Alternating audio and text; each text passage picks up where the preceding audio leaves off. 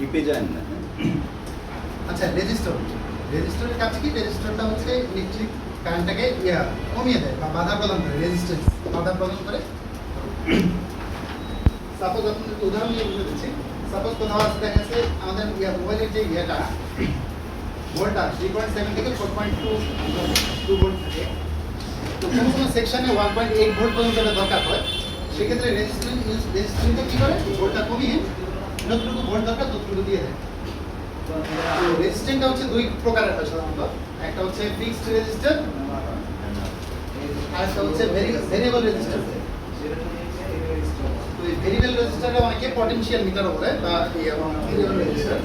Fixed রেজিস্ট্যান্সটা fix, এটা up down করা যায় না। যেমন 10 ওহম হলে 10 ওহম বা 20 ওহম হলে 20 ওহম, মানে ফিক্স থাকে। আর ভেরিয়েবল রেজিস্ট্যান্সটা এটাকে আপনি ইচ্ছে করলে বাড়াতে পারবেন, কমাতে পারবেন। সাধারণত আমরা যে ফ্যানে যে রেগুলেটর ইউজ করি, এটা ভেরিয়েবল রেজিস্ট্যান্স। এটাকে আমরা ইচ্ছে মতো বাড়াইতে পারি, কমাতে পারি।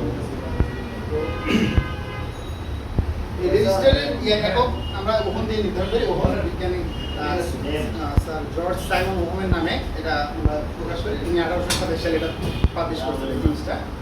তো রেজিস্টারের ভিতরে কতগুলো কোড থাকে, অনেক সময় দেখবেন কিছু রেজিস্টারের কোড থাকে, কিছু রেজিস্টারের কোড থাকে না। যেমন ধরেন লেখা থাকবে 2K অথবা 2R2 অথবা R22। এখানে 2K2 বলতে বুঝবো আমরা 2.2 ওহমের রেজিস্ট্যান্স। আর যদি 2R2 হয় তাহলে বুঝতে পারবো এটা 2.2 ওহমের রেজিস্ট্যান্স। আর 2K2 হচ্ছে 2.2 কিলো ওহম।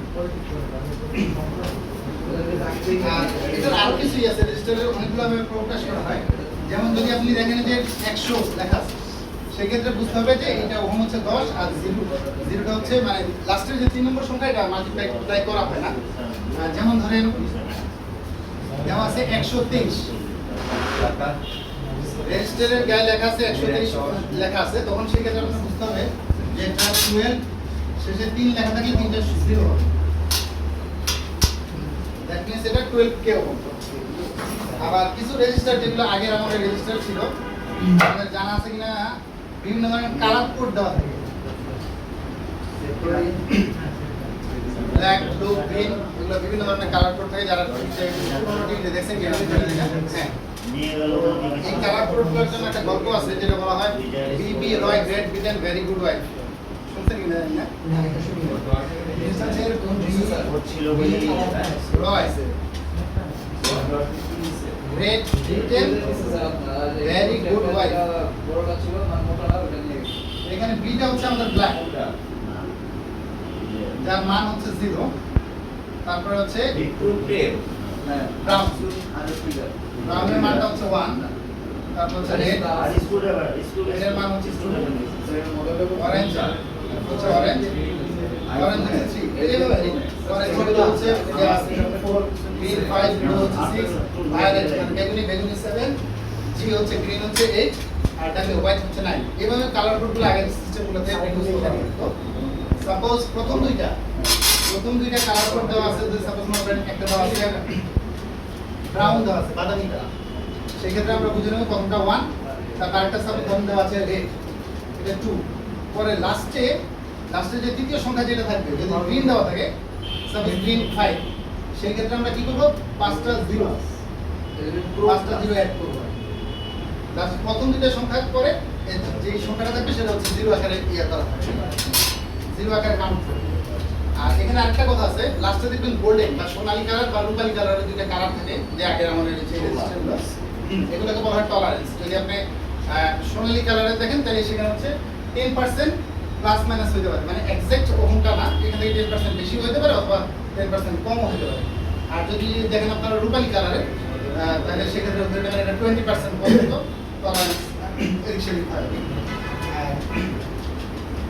তো সাধারণত মোবাইল ফোনের যে রেজিস্টারগুলো, এগুলো খুব সূক্ষ্ম আকারের হয় এবং ব্ল্যাক, কালো আকারের হয়ে থাকে। এগুলো মেইনলি ভোল্টেজটাকে কি করে, জাস্ট ড্রপ করার জন্য সহায়তা করে। তবে সাধারণত মোবাইলে কখনোই এই রেজিস্টারগুলো সহজে নষ্ট হয় না। যদি আপনারা মাপতে চান, সেক্ষেত্রে কিভাবে মাপবেন, সেক্ষেত্রে আপনাকে রেজিস্টারটা বোর্ড থেকে তুলে তারপরে মাপতে হবে। আদারওয়াইজ আপনি কিন্তু এক্সাক্ট ওহম পাবেন না, কারণ এক্সাক্ট ওহম পাইতে গেলে সেক্ষেত্রে বোর্ডের যে এক্সট্রা রেজিস্ট্যান্স আছে ওটা সহজে হয়ে যাবে। এই নাম্বারটা আর রেজিস্ট্রেশন আমরা কি বলবো রেজিস্ট্যান্সের একটা সূত্র বলি বিজ্ঞানী ওহম সাহেব যে লটা বের করছে V = I * R মানে মডেল এখানে ভিটা কি ভিটা হচ্ছে ভোল্টেজ I হচ্ছে কারেন্ট আর R হচ্ছে কি রেজিস্ট্যান্স নাম্বার রাখুন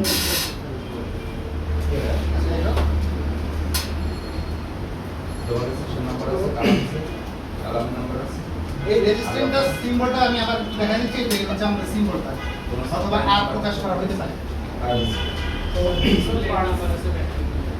সাপোজ মনে করেন এখানে একটা বর্তনীতে 12 ভোল্ট দেওয়া আছে এখানে একটা রেজিস্ট্যান্স আমি দিলাম এটা ধরেন 3 ওহমের এখানে দেওয়া আছে একটা রেজিস্ট্যান্স এটা সাপোজ ধরেন 2 ওহমের